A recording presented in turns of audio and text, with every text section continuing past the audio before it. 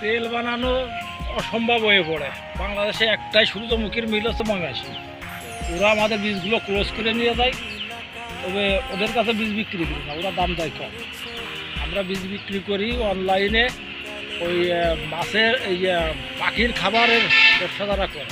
হ্যাঁ, আজ 3 বছর ধরে ওরা ঢাকায় এক পাখি আমার কাছ থেকে নিয়ে যায়। ওই অনলাইনে যোগাযোগ, আমি কোরিয়ার সার্ভিসে পাঠাই দিই, টাকা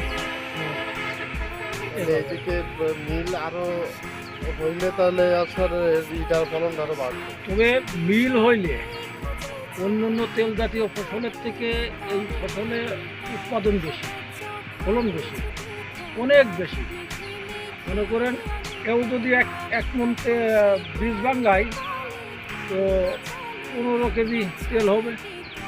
সরিষাও 1 মন ভাঙ্গাইলে 15 কেজি হবে, কিন্তু সরিষা একদিকে